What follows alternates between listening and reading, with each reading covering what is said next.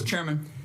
Dr. Oz, I was listening carefully to your remarks, and you talked about cherishing Medicaid, and I think that's a very good sentiment. So I want to ask about how we're going to do that. Will you agree this morning, since you want to cherish Medicaid, to oppose any cuts to the Medicaid program? And I want a yes or no, because we all agree that we need to do more to fight fraud and such matters. But what I want to know, yes or no, is since you cherish Medicaid, will you agree to oppose cuts in the Medicaid program? I cherish Medicaid, and I've worked within the Medicaid environment quite extensively, as I highlighted, practicing at Columbia University. That's not the question, Doctor. The question is, will you oppose cuts to this program you say you cherish? Time's short. I want to make sure that the patients today and in the future have resources to protect them if they get ill. The way you protect Medicaid is by making sure that it's viable at every level, which includes having enough practitioners to afford the services, paying them enough to do what you request of them, and making sure that patients are able to actually use Medicaid. Let the record show that I asked a witness who said he cherishes this program, will you agree to oppose cuts? And he would not answer a yes or no question. Let me ask you about rural communities, because they get hit by Medicaid cuts if they go through like a wrecking ball. I mean, it is going to be devastating to rural America. We've got a lot of senators who care about this. The Oregon County with the highest share of residents who get their health insurance through Medicaid is Malheur County on the border with Idaho. By the way, this is an area that Donald Trump won in the election by 70%. So, because I want you to be able to do more to actually cherish Medicaid and help people, I'd like to invite you this morning to come visit Malheur County if you're confirmed, and see what this really means to rural communities. I've had more than 1,100 of these town hall meetings, and we'd make you the guest at one if you're confirmed. Will you come? If confirmed, I commit to visiting with you if you'll teach me your jump shot. I like that part, but I'd like to know, will you come to Malheur County? I can make sure there's a basketball court. I promise you I will be with you in Mount Cook County or everywhere you wish to travel within Oregon. Okay. First 60 days, so we can do it while it really counts when these cuts are being debated? If you don't mind, I just want to ask somebody within CMS what the rules are, but if I'm allowed to do it, I'll be there in 60 days. All right, good.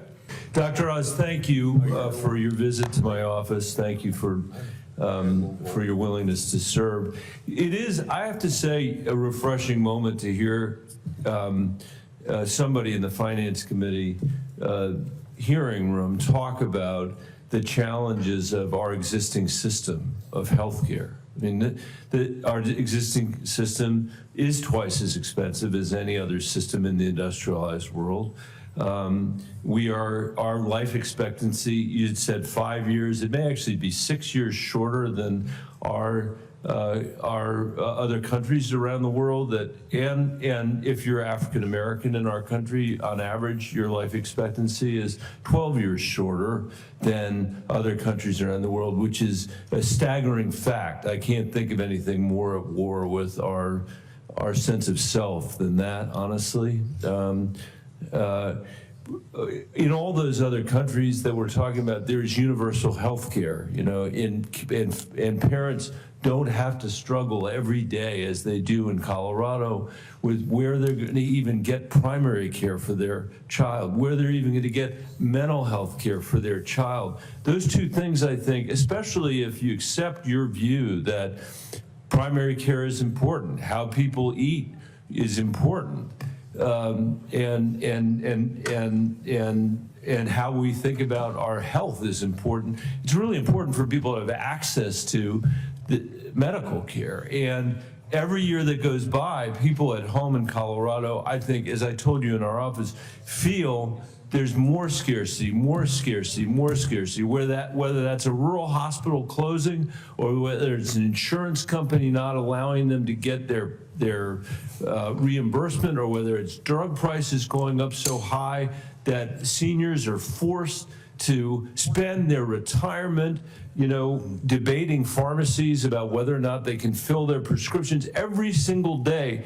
That's how people in the richest country in the world are dealing with this. And because you said in my office and said in your opening statement that you're concerned about the poorest people in the country and the most vulnerable people, it would seem to me the place we wouldn't want to start is by throwing the poorest people off the only insurance that they have, which is Medicaid.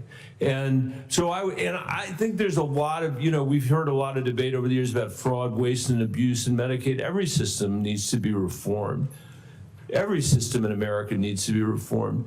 But do you or do you not oppose the Medicaid cuts that so many people in the administration have said that they support? What is your position on these Medicaid cuts? I enjoyed our visit very much. Thank you. And I want to come back to what you did before you took this position, which is as superintendent of the Denver school system, you were acutely aware of some of the problems that exist just nutritionally in giving those kids what they need to function. I think it's a belt and suspenders response. We need to invest especially in the care of young people because that's probably 40% of young people in America are on Medicaid.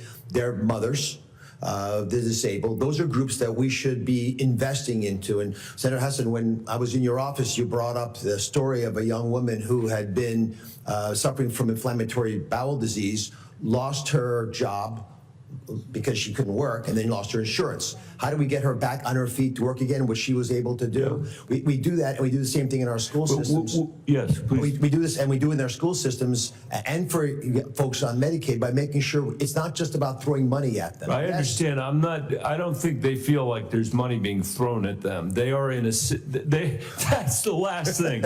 If we lived in a world where there's money being thrown at the poorest people in America to get health care, that would be an interesting case. That's not the case. The case is that they are barely able to get medical services for themselves and their families. And so I would just say, I am sure, Dr. Oz, that you would believe that any parent thrown off insurance would do whatever it is they could, and their kid got sick, would do whatever it is they could to get their kid in front of a doctor. Would you agree with that? Yes, I would. And because of that, I think it's very important for us to all deal with the fact that if we pursue Medicaid cuts that the administration is proposing, and people have to get care for their kids, they will, and they will get that care, as I think you believe, in often a hospital setting, which will be the most important, expensive place they could go to get the care. So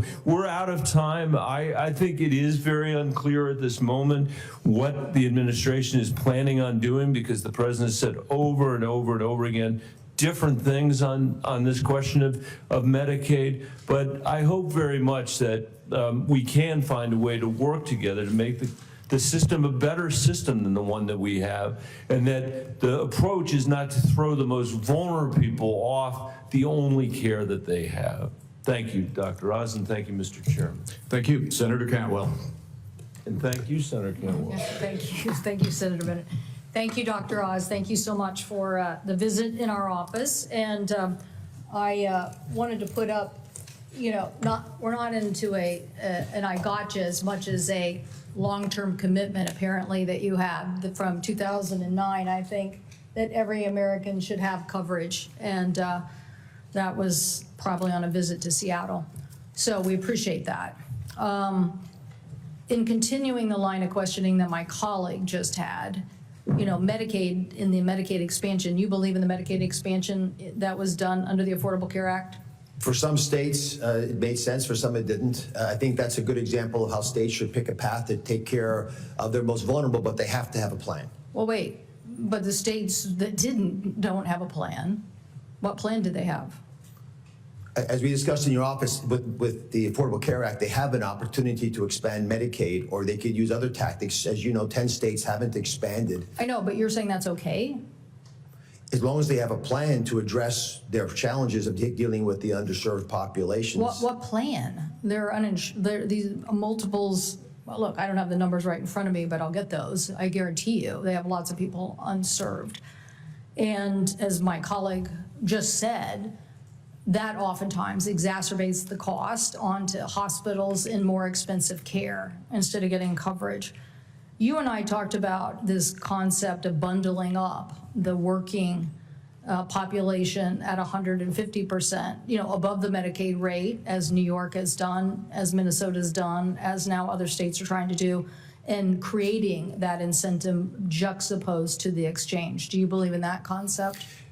Well, we discussed in Washington State how you had a very innovative program before the Affordable Care Act that actually seemed to make sense to me as you described it. I've not studied it in detail, but I like the idea that there are multiple different approaches to moving people from Medicaid, if they're able to get off Medicaid, into the workforce. And to do that, you have to support them in order to afford insurance. So some transition process, if you're able to get off Medicaid, to get you onto a private insurance company prevents the gaps in care that often do result in extraordinary expensive admissions. I'm saying something else that I hope my Republican colleagues will listen to. I'm asking you if you believe in a virtual bundle delivered by the private sector, getting access to that as a way to reduce the exorbitant payments on the silver plans. That's what I'm asking. It's a detailed question that I do have to research a bit, and if confirmed, I look forward to following up with you on that, because I think in your office, some of the ideas we discussed, including that one, are promising ways that would allow people the flexibility to choose what type of insurance they want if they're starting to work and it financially doesn't make sense to get off Medicaid yet. And if they are able to get above the poverty level, which, as you know, is $16,000 a year for a single individual, it's not much money, you have to have ways for people who are making slightly more than that to feel confident that they're protected. Well, I think the American people want to know, just from your nomination and from this process that we're going to go through, what is it that Republicans believe? If they're saying next year, which I think the president is saying, we're going to cut off all of those silver plan subsidies, I'm saying I at least want to hear from you whether you believe that bundling those people up into a virtual bundle, I think is what you called it in my office, and allowing them to have that market power is an idea that you agree with. Senator Cantwell, I look forward to confirm with this committee to researching that in detail. It's a promising enough idea that if you'll take me into your office again, I would love to visit you with it. Okay, well, definitely my vote will be predicated on this. So I can't wait till after you're confirmed. I need you to think about this because, look, you're coming with the ability to be an advocate here. So we want to know what you're going to be an advocate for. And all my colleagues are going to want to know, are you going to cut Medicaid? We want to know that from everybody. We want to know, are you going to cut Medicaid? We don't believe in cutting Medicaid. It's 1.8 million people now in the state of Washington. It is basically the number of people in my state who are getting maternal care from this is an exorbitant. The number of kids getting care from this, is high. 47% of kids in my state receive insurance from Medicaid. And we have population centers of our entire state that are well above 50% Medicaid, Medicare populations. So how do you deliver health care to Central Washington when it's that level? So we want to know whether you're going to commit to concepts. If you don't like some aspects of the Affordable Care Act, you should say which ones you don't like. Thank you very much. But I hope that you will learn that the Affordable Care expansion of Medicaid work and virtual bundles that give consumers more clout also work. Thank you. Well, thanks, Mr. Chair, and welcome, Dr. Oz. Congratulations to you and your family on your nomination. First question that I'm asking of every nominee for this administration: if directed by the president to take action that would break the law, would you follow the law or follow the president's directive? The president would never do that. That's absurd. And it's a disappointing answer. Now, the Medicaid program covers over 70 million Americans, and the Congressional Budget Office has now confirmed that the Republican budget plan would require taking away Medicaid coverage for millions of people. In New Hampshire, the Republican budget could take away health insurance from as many as 30,000 children. Do you support the Republican budget plan that terminates the health coverage of millions of Americans, including as many as 30,000 children in my state? Senator Hassan, I've not seen the details of a House bill that says that. I look forward to examining it with great care if confirmed by this So let me ask it another way. How many children losing health insurance would be acceptable to you? I don't want children losing health insurance. Well, then you're going to need to reject the Republican budget plan. You and I did talk about maternal health crises. Medicaid covers 40% of births in America, 50% of all rural births. So will you commit to preventing any cuts to Medicaid that will deny moms health care coverage? I'm very focused on maternal health care. It's one of the metrics that our nation, I think, should be judging itself on. We do have to make investments, I believe, in maternal care in order to provide better sources. So will you make sure that there are no cuts in the Republican budget plan that would deny coverage to pregnant moms and moms postpartum? Senator Hassan, I have to be more knowledgeable about what's happening within CMS. I don't have any idea where the money is currently. Let me be really clear. The Medicaid cuts are draconian in the Republican plan. The CBO has said that it will lead to significant cuts, and the cuts will likely lead to 10 states losing their Medicaid expansion coverage. So let's move on to another issue. Last week, the Trump administration put out a list of federal offices to close, including the only office in the North Country of New Hampshire where seniors can enroll in Social Security benefits and Medicare in person.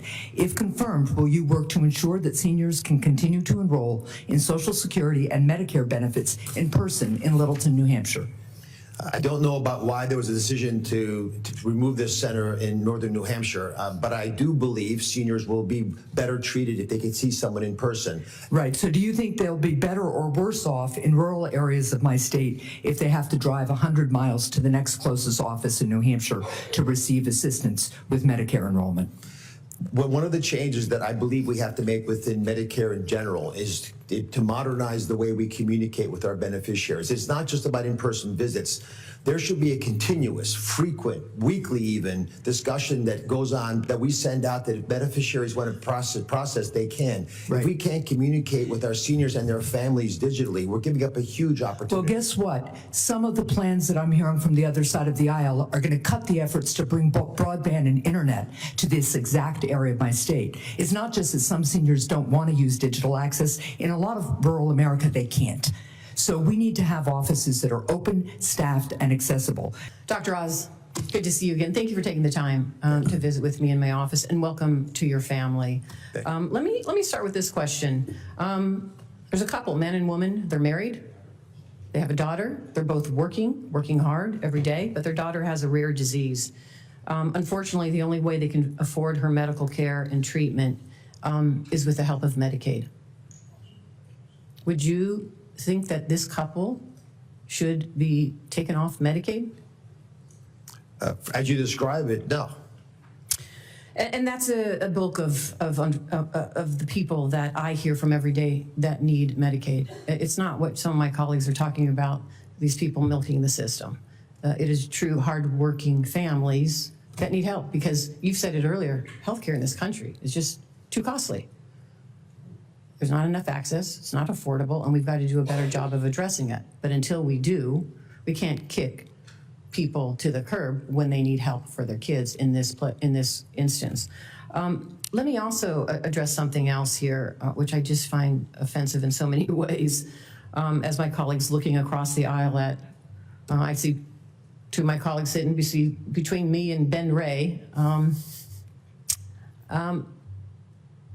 Would you, I don't even know if my colleagues know this. Do you know how many Medicaid fraud units actually exist in the states to go after Medicaid fraud and prosecute for abuse? You don't? I don't. So it's in, so you should know, because there are 53. There are 53 Medicaid fraud units. They cover every state, District of Columbia, Puerto Rico, and the U.S. Virgin Islands. And in 2024, they recovered $1.4 billion in fraud. Now, granted, most people, and I have not even heard this from my colleagues, that fraud was provider fraud. That was provider fraud. So I am all about addressing waste, abuse, and fraud, but let's be real here in how we do it and make sure now we're not kicking this couple and their needs for their daughter off of Medicaid because we have some concept which is false about who it is actually benefiting.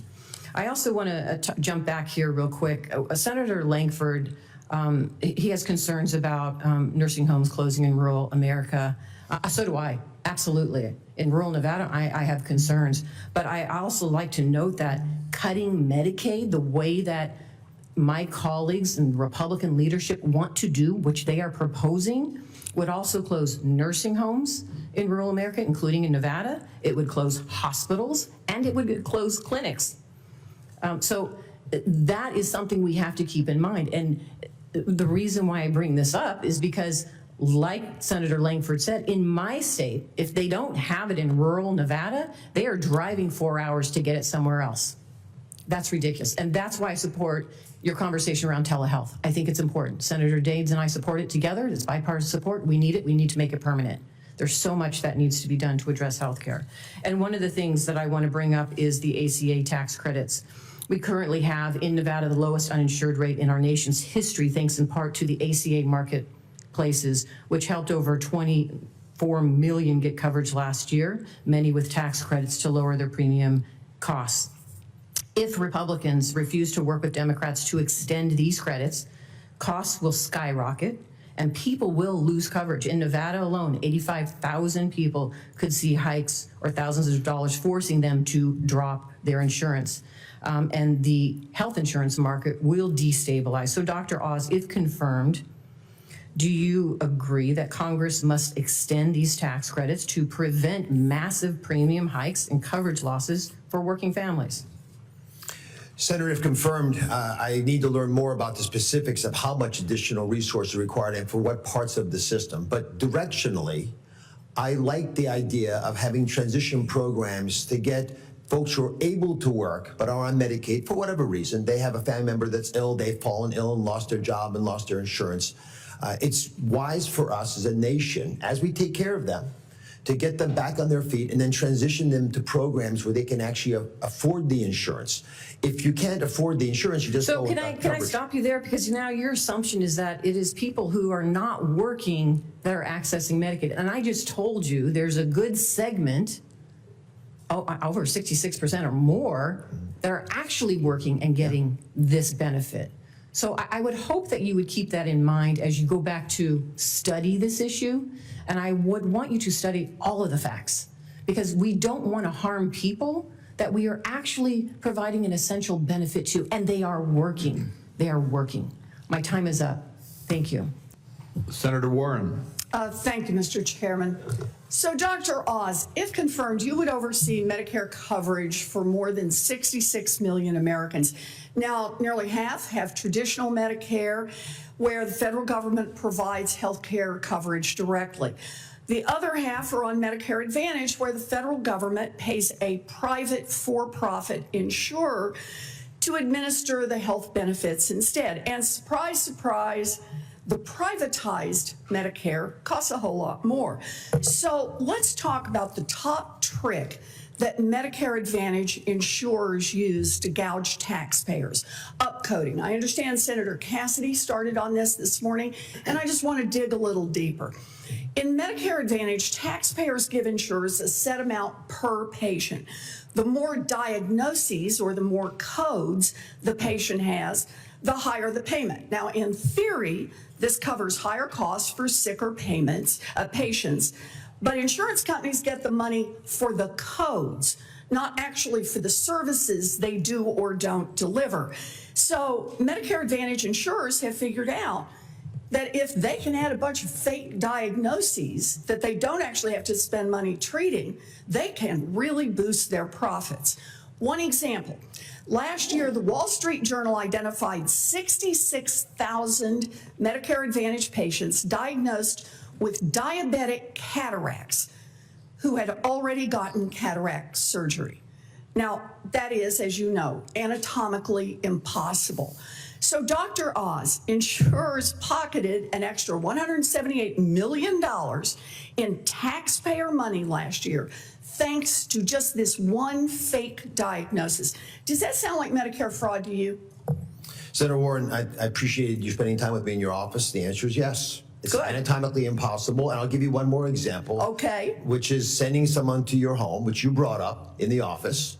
If you're going to say it, I won't say it, but you pointed out something that's very real, which is if you send someone to an insurance company sends someone to to your home, there's probably a reason for it. And so if they're doing ultrasounds to look for minor atherosclerotic plaques, which is not really something that needs to be treated, and most Americans have, it's primarily done to upcode you, which has two problems. One, it's cheating because you're able to charge more for those patients, but then people who truly have limb-threatening peripheral vascular disease, who have that box checked in their care, those companies, insurance companies, don't get paid more. Those doctors don't get reimbursed more for doing what is ethically correct. So it doesn't just help the scoundrels who are stealing from the vulnerable, it's actually hurting the people trying to take care of those vulnerable populations. In fact, let's talk about how bad that upcoding is that comes from the home visits. HHS Inspector General found that in 2022 alone, United Health used these home visits to add about $2.3 billion worth of diagnoses that led to absolutely no treatment. And I take it you think that sounds like fraud as well. We are, I think, as an agency, aware of this. I haven't been in there yet, but if confirmed, this will be one of the topics that is relatively enjoyable to go after because I think we have bipartisan support. I love hearing this. So upcoding is a scandal. And overall, we know that Medicare Advantage overpayments cost at least $83 billion in a single year. So $83 billion, remember that number. Last month, Republicans in the House passed a budget framework that sets up $88 billion in annual cuts to health care, Medicaid funding for seniors in nursing homes, and for people with disabilities who have a home health aide and more. So Dr. Oz, I have a simple question. If you had the choice, would you rather cut waste, fraud, and abuse by a Fortune 50 health insurance company in Medicare Advantage, or cut funding for Medicaid, which covers half of all seniors in nursing homes and 1 in 3 of America's children? My goal is to improve the health care of the American people. And as you create the argument, the former sounds like a more rational way to do that. I appreciate that. You know, I am happy to work with Republicans to go after waste, fraud, and abuse, but let's cut out waste, fraud, and abuse where it actually occurs, like upcoding in Medicare Advantage. Republicans cutting health care for seniors and for babies and for people with disabilities, while the waste and the fraud just roll right along for a multi-billion-dollar insurance company, is sickening, and I will fight that every step of the way. Thank you, Dr. Oz. Thank you.